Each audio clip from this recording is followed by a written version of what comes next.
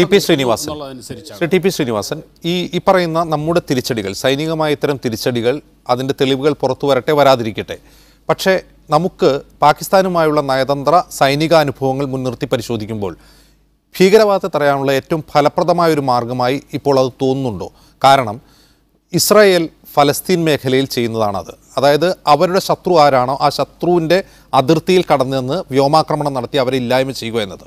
ഇവിടെ പാകിസ്ഥാന് ഈ ഇന്ത്യയിലേക്കുള്ള ടെറർ ലോഞ്ച് പാഡുകളെ നിയന്ത്രിക്കാൻ കഴിയുന്നില്ലെങ്കിൽ, അതാണ് അനുഭവമെങ്കിൽ, ഇന്ത്യ ഇനിയും അത്തരത്തിൽ ഉള്ള സ്ട്രൈക്കുകളിലൂടെ നമ്മുടെ ഭീഷണിയെ ഇല്ലാതാക്കാനുള്ള ഒരു ശ്രമം ഈ നയതന്ത്ര ചർച്ചകൾ നടക്കുന്നതോടൊപ്പം തുടരേണ്ടതാണെന്ന് താങ്കൾ കരുതുന്നുണ്ട്?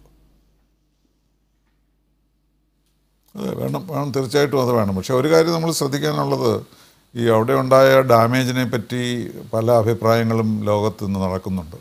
ഇപ്പോൾ ലോകത്തിലെ ഏറ്റവും പ്രശസ്തമായ പത്രങ്ങളൊക്കെ നോക്കിയാൽ അതിലെല്ലാം പറയുന്നത് അവിടെ നിന്ന് നമ്മൾ പറഞ്ഞുകൊണ്ടിരിക്കുന്ന ഈ ഭീകരരുടെ ക്യാമ്പൊക്കെ കുറേ വർഷങ്ങൾക്ക് മുമ്പ് അവിടെ നിന്ന് മാറിപ്പോയിട്ടുണ്ട് എന്നാണ്. അത് എല്ലാവരും ഒരുപോലെ തന്നെ റിപ്പോർട്ട് ചെയ്യുന്നു.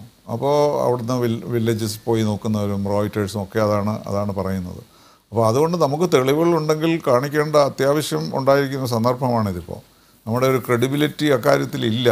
യഥാർത്ഥത്തിൽ നമ്മളവിടെ എത്ര നാശം ഉണ്ടാക്കി എന്നുള്ളത്.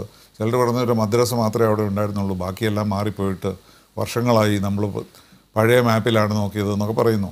അപ്പോൾ അതിലെന്ത് സത്യം എന്താണെന്ന് ഇപ്പോൾ നമ്മുടെ ആളുകൾ പോലും അത് സംശയിച്ച് തുടങ്ങിയിട്ടുണ്ട്. അപ്പോൾ അതുകൊണ്ട് ഈ ഏത് തരത്തിലാണ് ആയാലും ഈ കാര്യത്തിൽ നമ്മുടെ വിജയം നമുക്കുണ്ടായിട്ടുണ്ട് എന്നുള്ളത് ലോകത്തെ പറഞ്ഞ് മനസ്സിലാക്കേണ്ട ഉത്തരവാദിത്വം നമുക്കുണ്ട്. അത് ഒരു വശത്ത്. പക്ഷേ ഇപ്പോൾ ഒരു സമാധാനത്തിലേക്കാണ് പാകിസ്ഥാൻ നീങ്ങുന്നത് എന്നുള്ള ഒരു തെറ്റിദ്ധാരണയും ഇപ്പോൾ പലർക്കും ഉണ്ടായിട്ടുണ്ട്.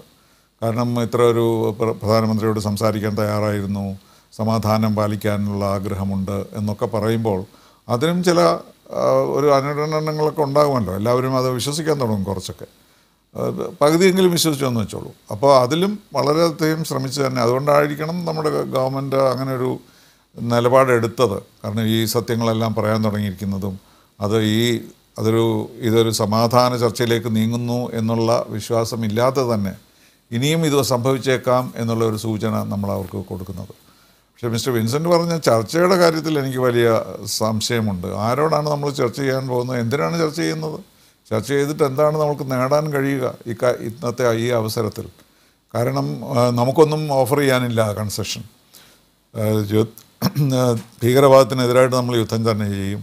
കാശ്മീരിൽ നിന്ന് എന്തെങ്കിലും നമുക്ക് അങ്ങോട്ട് നൽകാനില്ല. അപ്പോൾ ഈ ചർച്ചകൾ എന്ന് പറയുന്നത് പാകിസ്ഥാൻ പലപ്പോഴും ഉപയോഗിക്കുന്നത് അവരുടെ സൗകര്യങ്ങൾക്ക് വേണ്ടിയാണ്.